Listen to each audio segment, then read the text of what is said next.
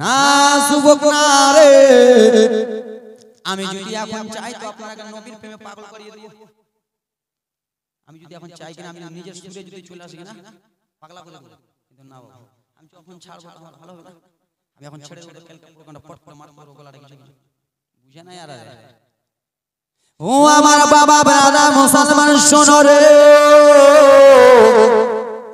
ওরে আমার আল্লাহ নবীর উম্মতের দল শুনে নাও, শুনে নাও। হযরতে বেলাল নবীর কলমা যখন ছাড়তে রাজি হলেন নাও, হযরতে বেলালকে বাবা আমার বলে, বেলাল এত পানি ছিটালাম তুই নবীর কলমা ছাড়তে রাজি হচ্ছে না। ও বেলাল শুনে রে, হযরতে বেলালকে যেন জমিনে শুইয়ে দিল। বদমাশ সুমাইয়া রে বাবা নিজের বাড়ি থেকে জানো রে যেন লবণ গুলো নিয়ে চলে এলো। আর লবণ গুলো এসে রে বাবা আমার হযরতে বেলালকে দেখাই, বেলাল এই যে দেখ লবণ গুলো রে বেলাল, তুই নবীর কলমা পড়েছিস তাই জন্য তোকে সইতে হবে, তুই নবীর কলমা ছাড়। হযরতে বেলাল যখন ছাড়তে রাজি হলো না বাবা আমার শোনা রে, ফুসা যেন উঠে গেছে শরীরে, আর সেই শরীর মুবারকে যেন লবণ গুলো চালিয়ে চালিয়ে যেন বুকে মেরে দিয়েছে, যেমনই বুকে মেরেছে হযরতে বেলাল যেন কেঁপে উঠে গেল রে বাবা, যেন লবণের আঘাতে ফোসা গলা জ্বলতেছে। পিছন দিকে মারে হযরতে বেলাল যেন হাউ হাউ হাউ হাউ করে কান্দে। হযরতে বেলাল শুধু আলামিন আলামিন বলে কান্দে। ওগো দয়ার নবীজি, আপনার আমি কলমা পড়েছি বলি এত আমাকে কষ্ট দেয় রাসূলুল্লাহ, আমি আপনার সঙ্গে কখন দেখা করব নবী গো, আমি আপনার কখন যেন দিদার পাবো ইয়া রাসূলুল্লাহ। হযরতে বেলালের পুরো শরীরে লবণ মারা হলো। বেলালকে বলে, বেলাল তোর শরীরের দিকে একবার দেখলে, বেলাল তোর শরীরের দিকে দেখলে আমাদের চোখের পানি থাকে না, তোর শরীরের দিকে দেখলে আমাদের যেন নিজেই মায়া হয়ে যায়। বেলাল তুই এত কষ্ট করিস না, নবীর কলমা ছেড়ে দে। হযরতে বেলাল বলে, নবীর কলমা ছাড়বো না, যেমনই বলেছে ছাড়বো না। উমাইয়া বদমাশ আবার যেন পুরো লঙ্কা নিয়ে এলো রে বাবা, লঙ্কা নিয়ে এসে বলে, বেলাল এই দেখ লঙ্কা গুলো রে বেলাল, এই লঙ্কা গুলো তোর শরীরে চালানো হবে। বাবা গুলো লঙ্কা গুলো হযরতে বেলাল শরীরে যেমনই চালিয়েছে, আচ্ছা বাবা রে যেই শরীরে পানি চালিয়ে ফোঁসা ফোঁসা ফেলে দিয়েছে, সেই শরীরে যেন আবার লবণ চালালো, আবার সেই শরীরে যেন গুলো লঙ্কা চালিয়েছে। হযরতে বেলাল কেঁপে যায়, মায়েরা কেঁপে যায়, এত কাঁপে, কাঁপতে কাঁপতে বলে, উমাইয়া আর আমাকে কষ্ট দিস রে, আমি যেন আর নবীর কলমা ছাড়, আমি আর নবীর কলমা কোনোদিন ছাড়বো না, আমাকে এত কষ্ট দিস না রে উমাইয়া, দিস না দিস না। আচ্ছা বাবারা রে, হযরতে বেলাল নবীর কলমা ছাড়তে রাজি হলো না। সেই বেলালকে তারপর দিন সকালে হযরতে বেলালকে যেন ময়দানে নিয়ে যাওয়া হলো। ময়দানে নিয়ে এসে বলল, বেলাল তোকে এতগুলো কষ্ট দিলাম রে বেলাল, তুই নবীর কলমা ছাড়তে রাজি হলি না, এবার তোকে লাশবারের মতো বলি তুই নবীর কলমা ছেড়ে দে। ও আমার মা বোনেরা শুনে যাও, রাত্রি বেলা ও আমার বাবারা রে, ইসলাম আমাদের কাছে নিকটে চলে এসেছে, ইসলাম আমাদের কাছে সহজে চলে এসেছে, কিন্তু ইসলামের জন্য বাবা রে কত কত সাহাবায়ে কেরাম নিজের জানখানা দিয়ে দিল, কত কত মহিলারা নিজের জানখানা দিয়ে দিয়েছে ইসলামের জন্য, যেন হযরতে সুমাইয়া রাদিয়াল্লাহু তাআলা আনহা জান দিয়ে দিয়েছে। তার সকালে হযরতে বেলালকে মাঠে নিয়ে কলমা ছাড়াতে পারল না। হযরতে বেলালের শরীরে তো এমনি বাবা ঘা ঘা হয়ে আছে রে, এমনি তো পোষা পোষা যেন হয়ে আছে, শরীর থেকে মাংসগুলো যেন খুশে খুশে খুশে খুশে যেন পুড়ে যায় বাবা। সেই বেলালকে যেন বাবা আমার দুইটা হাত বাঁধলো, দুইটা হাতকে রশি দিয়ে বেঁধে ঘোড়াকে সামনে করলো, ঘোড়াকে সামনে করে ঘোড়ার লেজে সেটা বেঁধে ঘোড়াকে মারলো, যারে ঘোড়া ঘোড়া যেন পাগলের মতো ছুটতেছে রে বাবা। হযরতে বেলালকে যেন পিছন দিক দিয়ে মরুভূমিতে যেন নিয়ে চলে যাই রে, মরুভূমি রাস্তা রাস্তা নিয়ে চলে যাই রে বাবা। হযরতে বেলালের শরীরে ছোট ছোট ছোট ছোট পাথরগুলো ঢুকে যাই রে, গায়ে যদি একটা পাথর ঢুকে যায় কত যন্ত্রণা করবে সারাদিন। নবীর সাহাবী বেলালকে যেন সারাদিন মান ঘুরানো হলো। হযরতে বেলালের শরীর মোবারকে গিটি ঢুকে গেল। সন্ধ্যাবেলা উমাইয়া বলে, বেলাল দাঁড় হয়ে যা বেলাল রে হযরত বেলালকে দাঁড় করানো হলো যেমন বেলাল দাঁড় হয়েছে রে মায়েরা ছোট ছোট পাথরগুলো হযরত বেলাল যেন পিঠ মোবারকে ঢুকে গেছে উমাইয়া বদমাইশ একটা পাথর যেমন টেনে রে বাবা সেই শরীর থেকে top top top top top top top top top top করে যারো রক্ত পড়ে নবীর সাহাবী বেলাল দেখে দেখে যেন নিজের রক্ত দেখে কান্দে আর একটাই কথা বলে ও গো দয়ার নবী ও গো মায়ার নবীজি আমাকে যতই কষ্ট দেখ না কেন আমি নবীর কলমা ছাড়বো না নবী আমার জীবন নবী আমার মরণ নবী আমার সব তাই জন্য কবি কত সুন্দর করে বলেছে আল্লাহর নবী নূরের নবী গো আপনি মোদের জীবনের জীবন সবাই বলো আল্লাহর নবী নূরের নবী গো আপনি নবী আমার জীবনের জীবন আপনি নবী আমার জীবন সাথে অন্ধকার কবরের বাতে আপনি নবী আমার নির্দুনিয়ার ধন সবাই বলেন দয়ার নবী মায়ার নবী গো আপনি নবী আমার জীবনের জীবন হযরত বেলাল কেন্দে কেন্দে বলেছিল নবী আমার জীবন নবী আমার আপন নবী আমার জান নিজের চেয়েও আপন হযরত বেলালের দুই চোখের পানি ঝরঝর ঝরঝর করে ভেসে যায় হযরত বেলালকে ছুটাবার মতো কেউ হয় না হযরত বেলালের জীবন কাহিনী শুনলে বাবা চোখ দিয়ে পানি থামতে পারবেন না নবীর প্রিয় সাহাবী হযরত বেলাল একদিন মাঠে হযরত বেলালকে তার করিয়ে দিয়েছে মাথাটাকে যেন সূর্যের দিকে চোখটাকে সূর্যের দিকে দুইটা পাকে বেঁধে দিয়েছে হাতকে বেঁধে দিয়েছে বেলাল তুই নবীর কলমা ছাড়বি না বেলাল এ বেলাল তুই নবীর কলমা ছাড়বি না বেলাল ঠিক আছে বেলাল তাহলে তুই এত কষ্ট কর হযরত বেলাল মাঠে যেন বাধা রয়েছে শুধু হযরত বেলাল নবী করে হযরত বেলাল নবী প্রত্যেক হযরত বেলালের দুই চোখের পানি ঝরঝর ঝরঝর করে যেন পড়ে যায় হযরত বেলাল যেন মরুভূমিতে কেঁদে কেঁদে যেন বলে আল্লাহর নবীজি আমি আপনার জন্য যেন কত কষ্ট সহ্য করছি নবী কিন্তু উমাইয়া আমাকে এত কষ্ট দেয় হযরত বেলাল যেন নিজের চোখের পানি থামতে পারে না এই জন্য নিজের চোখের পানি থামতে পারে না রে বাবা কেন হযরত বেলালের শরীরে এখনো লঙ্কা লাগানো আছে হযরত বেলালের শরীরে যেন এখনো লবণ লাগানো আছে হযরত বেলালের শরীরটা যেন কেঁপে যায় আর যেন রোদে হযরত বেলালকে দাঁড় করিয়ে দিয়েছে হযরত বেলাল হাও হাও হাও করে যেন কান্দে রে দুই চোখের পানি যেন পড়ে যায় বাবারে নবীর একজন প্রিয় সাহাবী হযরত আবু বকর সিদ্দিক রাস্তা দিয়ে যেন চলে আসে রে বাবা কে যেন এত মধুর সুরে যেন কান্না করে কে যেন আমার দয়ার নবী মুস্তাফার যেন নাম কানালে আল আমিন আল আমিন যেন কে বলে হযরত আবু বকর এসে দেখে বাবা একজন কালো সাহাবী কালো লোক যেন রোদে যেন বাধা রয়েছে রে বাবা রোদে যেন দাঁড় করা রয়েছে সেই কালো লোকটার মুখ থেকে যেন আল আমিন শব্দ বার হয় হযরত আবু বকর সিদ্দিক যে যেমনই মুখটার দিকে দেখে রে বাবা সেই কথা মনে পড়ে গেছে এটা তো নবীর কাছে কলমা পড়েছিল আমার নবী বলেছিল বেলাল আমি তোমাকে কলমা পড়ালাম কলমার প্রচারটা এখন করে দিও ও বেলাল বলো রে তোমার শরীরের দিকে আমি দেখেছি বেলাল রে তোমার শরীরের দিকে দেখলে বেলাল আমি যেন নিজের চোখের পানি থামতে পারি না বেলাল এই অবস্থা তোমার কে করেছে এই অবস্থা তোমাকে কে করেছে বেলাল রে তোমার শরীর থেকে যেন মাংসগুলো এমনি এমনি খসে পড়ে যায় হযরত বেলাল কেঁদে কেঁদে বলেছিল আবু বকর শোনো গো আমার মালিক উমাইয়া জানা করে দিয়েছে আমি নবীর কলমা পড়েছি বলে আমাকে এরকম আঘাত হয়েছে। হযরত আবু বকর সিদ্দিক বলেছিল বেলালের আমার নবী তো তোমাকে বলেছিল কলমার প্রচারটা পড়ে। হযরত বেলাল বলেছিল শোনো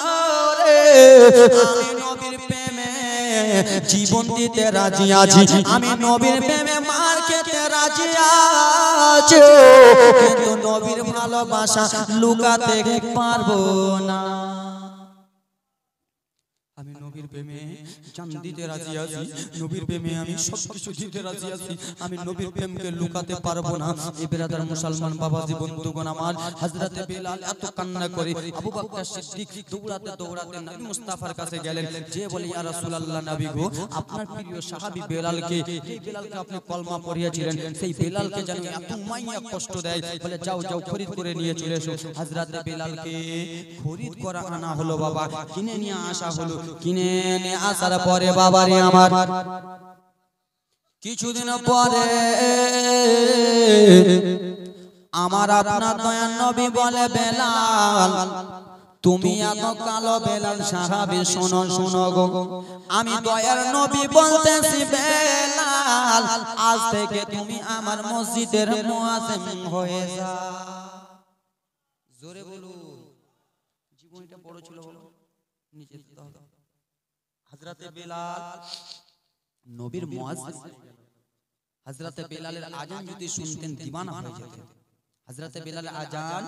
শুনলে দিওয়ানা হয়ে যেতেন। আযান দিতেন, সামনে আমার রাসূলুল্লাহ থাকতেন, পাশে সাহাবায়ে কিরাম থাকতেন, নবী আমার ইমামতি করতেন। জোরে বলতেন আসো তো ভেসে হাজারাতে বেলালের মধুর আযান, আসো তো ভেসে হাজারাতে বেলালের মধুর আযান, সে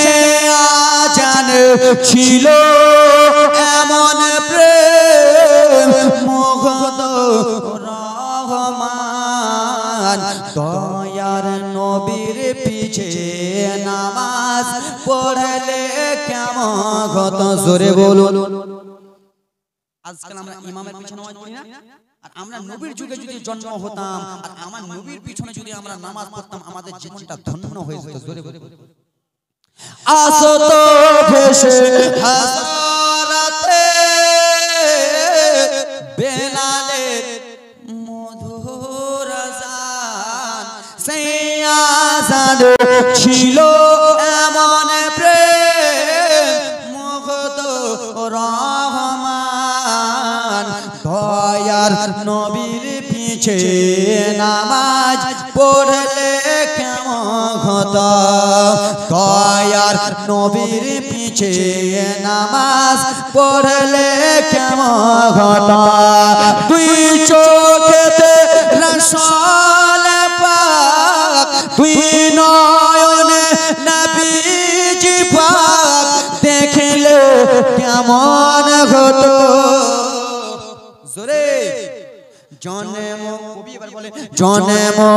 আমার নবীর দেশে হলে কেমন হতো, জন্ম আমার নবীর যুগে হলে কেমন হতো। আমাদের জন্ম আমার নবীর জামানায় যদি হতো আমাদের জীবনটা ধন্য হতো কিনা। জন্ম আমার নবীর দেশে হলে কেমন হতো, কেন তুই ছোট নবীজি পাক, তুই ছোট রাসূল পাক দেখলে কেমন হতো, জন্ম আমার নবীর দেশে হলে কেমন হতো। জোরে বলুন একটু জোরে। দিনী কত আলোচনায় থাকতাম আমরা অধম, আমার নবী মুস্তাফা যখন সাহাবায়ে কিরামদেরকে নিয়ে এক কাটা হয়ে মিটিং করতেন, আর সেই সময় যদি আমরা সেই মিটিং এ থাকতাম আমাদের জীবন ধন্য হয়ে যেত। জোরে বলুন দিনী কত আলোচনায় থাকতাম রাসূলে পাক হতে পাশে সাহাবাগণ আবু বকর উমর ওসমান আলী সঙ্গী কেমন হতো দিনে কত আলোচনা থাকতাম আমি অধম সামনে নবী জি পাক হতে পাশে সাহাবাগণ আবু বকর উমর ওসমান আলী সঙ্গী কেমন হতো তুই চোখে রাসূল পাক তুই নয়নে রাসূল পাক দেখিলে কেমন হতো জন্ম আমার নবীর দেশে কেমন হতো জোরে বলো কেমন ছিল সেই দৃশ্য মদিনা দেখিলেন সব সাহাবে সেই মদিনা কেমন ছিল উহুদের ময়দানে সাহাবায়ে কেরাম শহীদ হয়েছে উহুদের কারবালার ময়দানে কত কত সাহাবায়ে কেরাম শহীদ হয়েছে কেমন ছিল দৃশ্য মদিনা কারবালার মদিনা বিরাদর মুসলমান তাই জন্য খুবই কত সুন্দর বলে কেমন ছিল সেই দৃশ্য মদিনা দেখেছেন সব সাহাবে জোরে কত সুন্দর করে কেমন ছিল মদিনা দেখছেন সব সাহাবী নবীর প্রিয় চারজন সাহাবী আবু বকর সিদ্দিক উসমান গনি হযরত উমর ফারুক হযরত শেরে খোদা মাওলা আলী জোরে বলে কেমন ছিল সেই মদিনা দেখেছেন সব সাহাবে খেলেছে শিশু হুসেন ও হাসান সঙ্গে দয়ার নবী জোরে আমার আপনার দয়ার নবীর নাতি ইমাম হোসেন হাসান বলেছিল না না আমাদের ঘোড়ার প্রয়োজন আছে না না আমরা ঘোড়ার পিঠে চড়ার অনেক শখ করতেছে না না আমার দয়ার নবী বলেছে ইমামে হাসান হোসেন তোমরা নিজের চোখটা বন্ধ করো তারপরে ঘোড়ার উপরে চেপে যাবা চোখ বন্ধ করেছে আমার দয়ার নবী যেন নিজেই ঘোড়া হয়ে গেলেন ইমাম হাসান হোসেন চেপে গেলেন আমার নবী মুস্তাফা ঘোড়া যেমন লাগাম ধরে আমার নবী মুস্তাফার কানটা ধরে জুলফিটা ধরে ইমাম হাসান হোসেন খেলা করেছিল জোরে বলে কেমন ছিল সেই দৃশ্য মদিনা দেখেছে সব সাহাবে খেলেছে শিশু হুসেন হাসান সাথে দয়ার নবী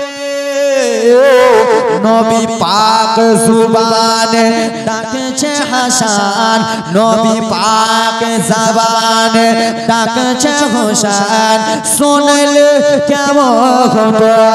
তুই চোখে নবীজি পাক দেখলে কেমন হতো জন্ম আমার নবীর দেশে কেমন হতো জোরে বলুন সারে জমিন কামার তোরে নবীর জালসা দেখো না জোরে বলুন আপনার নবীর দিওয়ানা কিনা আমি আজকে দেখতে চাই কিছুটা লোকের মধ্যে সারে জমিন কামার তোরে নবীর জালসা দেখো না কেন বসে আছে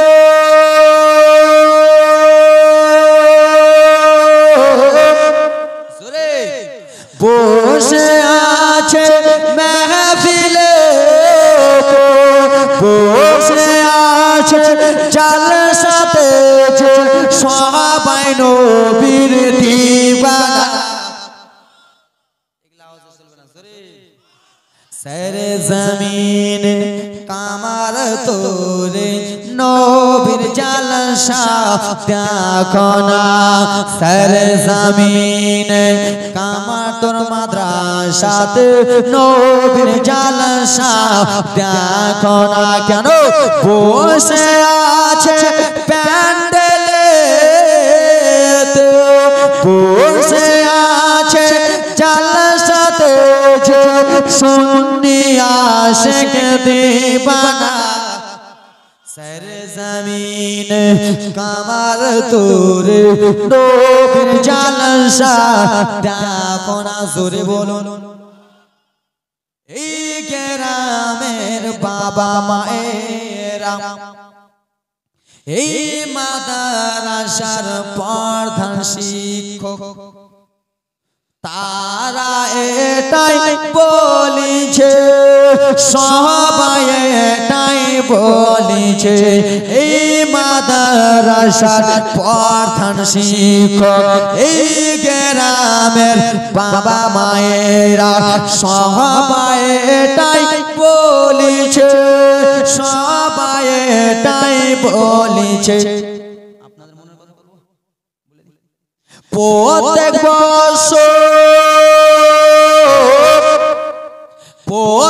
বছর করব জলসা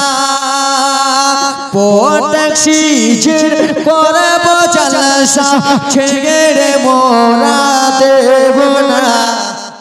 সর জমিন কমর তোরে নবীর জলসা দেখো না জোরে বলুন পাঁচটা বাবা একশো করে দাও তো তাহলে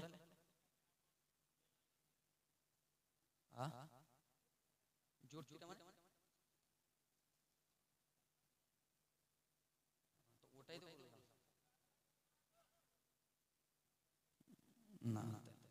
এরকম বললেন আপনাদের গ্রাম কিনে আপনার তো খুশি হওয়া দরকার গ্রাম কিনে জলসা বললাম খুশি হওয়া দরকার তো আপনি যেরকম বলছেন মনে হয় বক্তারা রাখবেন হ্যাঁ বক্তারা রাখবেন এরকম বলুন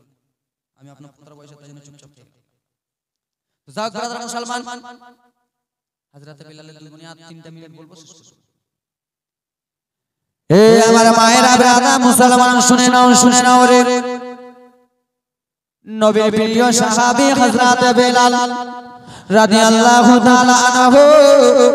আবার আপনার দয়া নবীর কাছে গেলেন আবার আপনার দয়া নবী বলে বেলাল আজ থেকে তুমি আমার মুআজ্জিম রে বেলাল সব সময় যেন আযান দিবা জোরে বলুন হযরত বেলাল যেন সব সময় আযান দেয় সব সময় আযান দেয় রে বাবা আমার নবী মুস্তাফা কোন জায়গায় গেলে নবীর সাহাবী হযরত বেলাল যেন সেই জায়গায় চলে যায় আর যখনই বেলাল আযান দেয় সামনে আমার দয়ার নবী থাকে হযরত বেলাল যখন আযান দেয় সামনে আমার দয়ার নবী থাকে বাবার আরে আমার একদিনকার ঘটনা শুনে নাও বাবা আমার শুনে নাও কান্নার জীবনী একটু অল্পটুকু শুনে নাও হযরত বেলাল মদিনাতুল মুনাওয়ারাতে যেন রয়েছেন রে বাবা আমার হযরত বেলাল যেন শুয়ে রয়েছে রে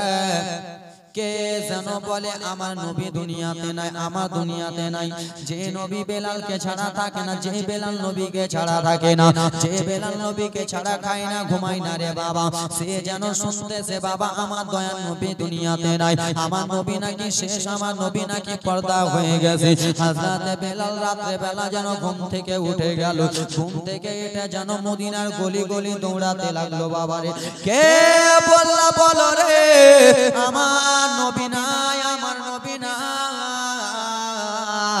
কে বললা আমার নবী নাকি পর্দা হয়ে গেছে হযরত বেলাল আমার নবীকে এত ভালোবাসে রে নবীর পর্দার কথা শুনে হযরত বেলাল জানো পাড়া ওই মাথা জানো দৌড়াতে দৌড়াতে চলে যায় ওই মাথা থেকে এই মাথা জানো দৌড়াতে দৌড়াতে চলে যায় গ্রামবাসীরা জিজ্ঞেস করে বেলাল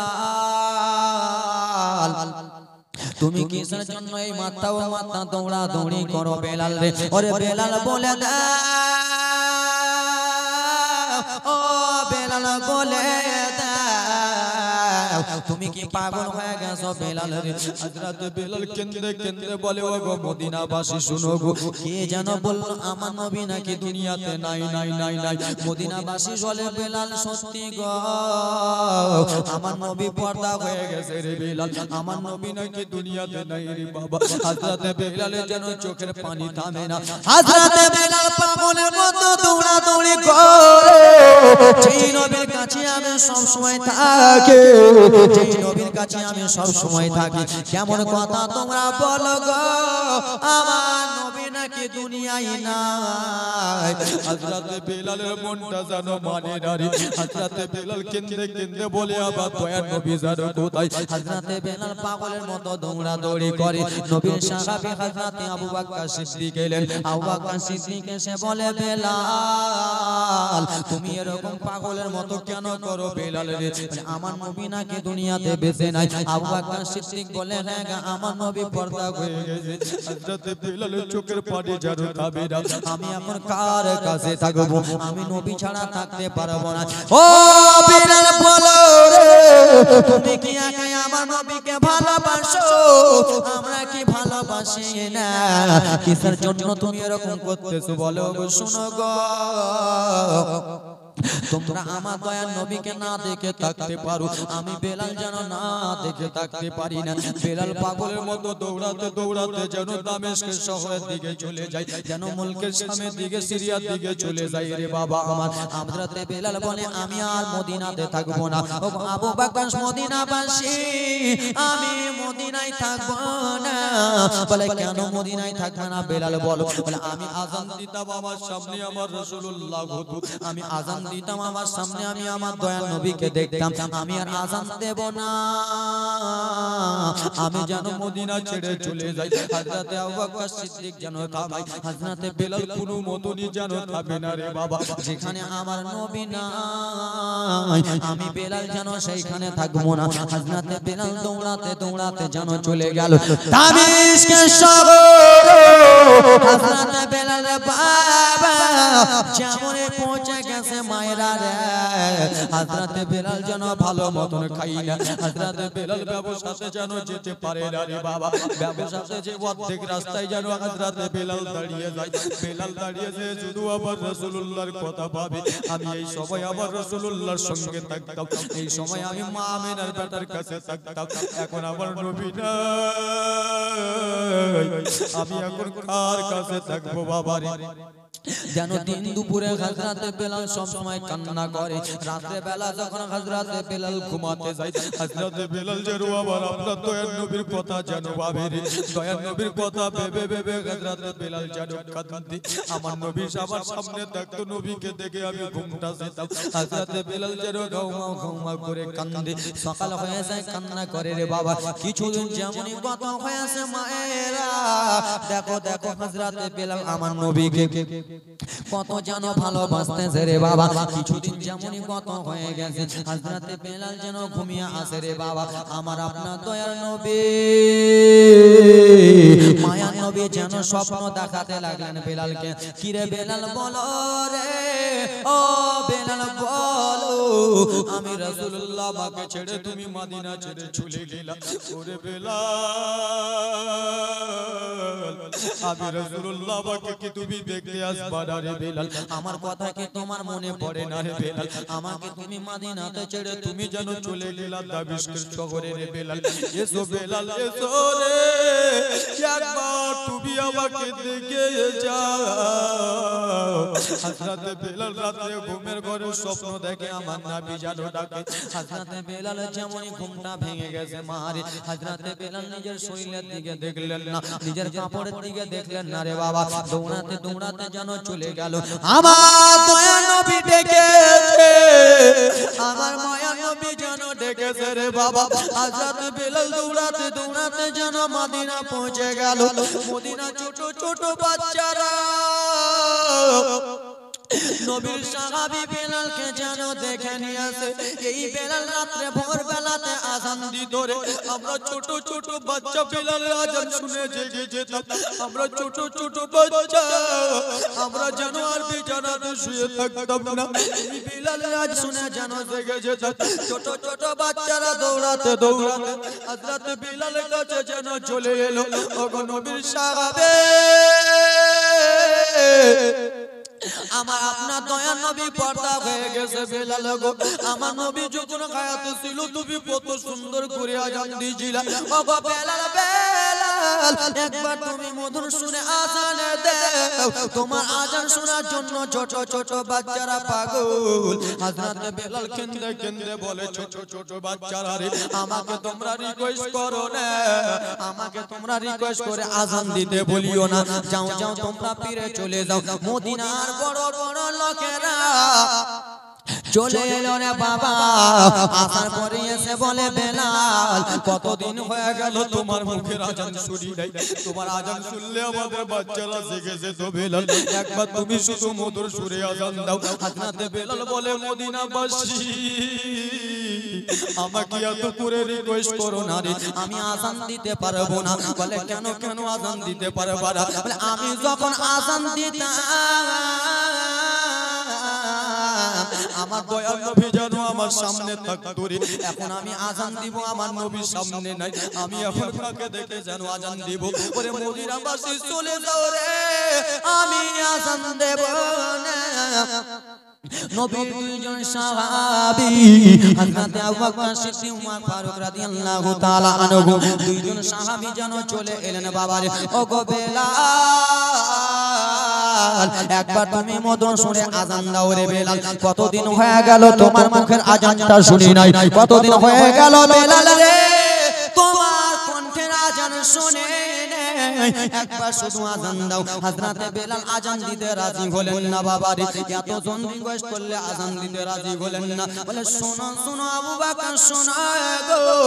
এমন দুইজনকে আনবো বেলাল তাদের কথা অমান্য করতে পারবে না তাদের কথা হযরত বেলাল যেন মেনে নিবে টুক টুক টুক টুক টুক টুক টুক টুক টুক টুক করে গুটি গুটি পায় যেন চলে গেলেন নবীর প্রিয় দুজন নাতি নবীর নওয়াসা ইমামে হাসান হোসেনকে ডাকতে কই গো নবীর নওয়াসা